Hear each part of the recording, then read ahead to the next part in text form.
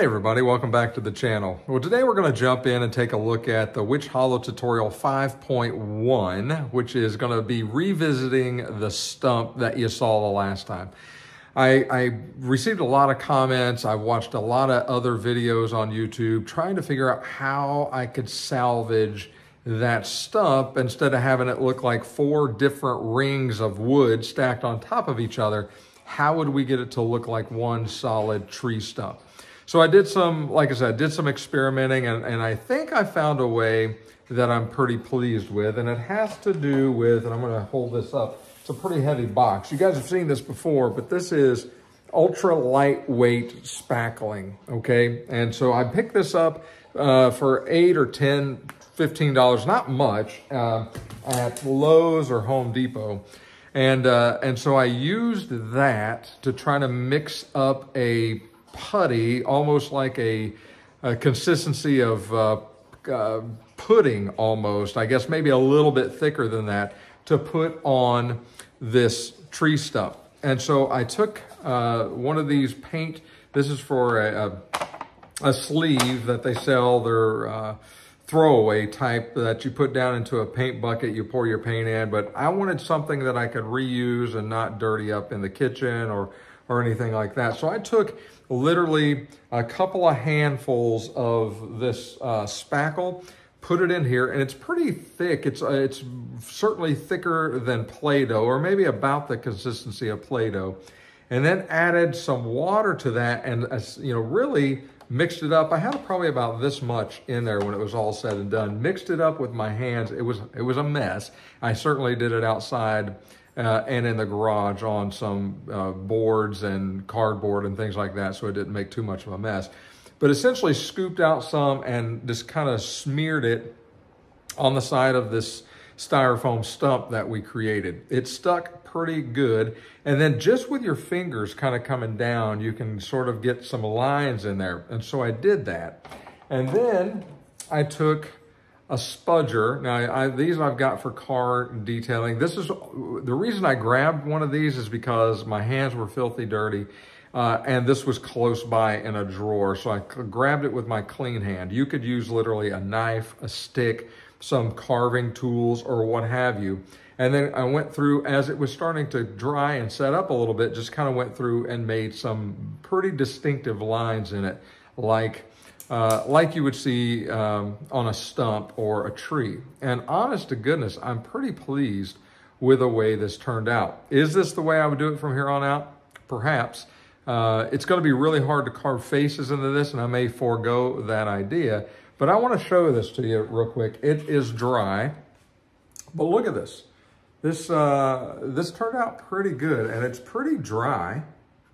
You see no seams running through here, and the texture on it is pretty good. I mean, it's got some high areas, and I think that'll come off when we start the painting process. And it's not heavy. It's not too much heavier than it already was with the foam, so it's still lightweight, and that is obviously called ultra lightweight spackle. I don't know that makes a difference, or joint compound. But regardless, it's pretty and it's pretty hard. It will flake off if you were to hit it real hard, but I mean, you can see there I'm being pretty rough with it, and nothing, and a piece just fell off, small piece, but so, and some of those need to come off anyway, but this is how it looks. And the good part about this, now I can take, no kidding, the black, flat black spray paint that I've got and just coat this without fear of it eating into the foam. Didn't eat into the foam originally too much, and there's still obviously foam on top, but I think I can just do a light coat of black on this without any kind of damage at all. And then we'll go through with the browns and dry brush it like you saw in the last video. But I wanted to update you as to where I'm at with this. And I think once this is done, I think it's gonna look pretty good. Now, I am gonna change the paint scheme a little bit from some other videos that I saw online.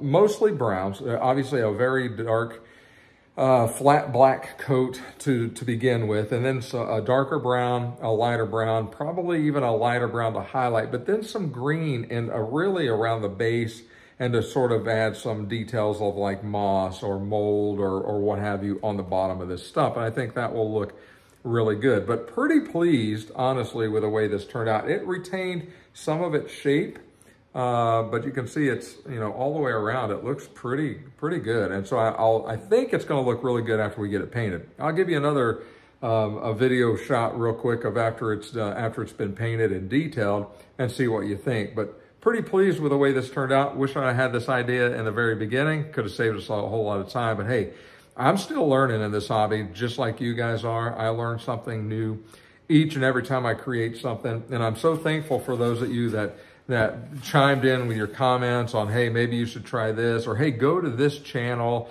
There's another good website. It's called Where the Gnomes Live. And somebody turned me onto that website. I'd never heard of it before. I went on it. I'm addicted. I'm hooked. So Where the Gnomes Are is a very good process detailing how to do all sorts of stairways and just all kinds of crazy cool stuff. And you'll see the way this young lady does the things that she does on her channel. Does a lot with foil and tape and spackle and tissue paper and glue. It's just, she's pretty phenomenal at what she does.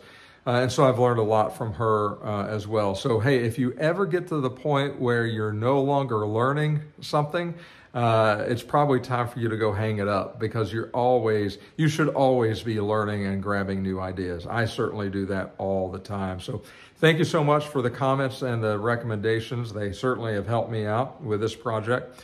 I'm forever thankful that this looks a whole lot better than it did when we first started. So just wanted to provide you with a quick update. Like always, we're going to jump in here in a moment. I'll post another video with a review of the 2016 Witch Hollow piece. We'll go from there. So, hey, like always, if you like this video, make sure you click the like button. If you haven't subscribed to the channel, please consider doing so. It helps the channel to grow. It helps me out personally, and I certainly appreciate it. So with that, take care of yourselves. We'll talk to you again real soon.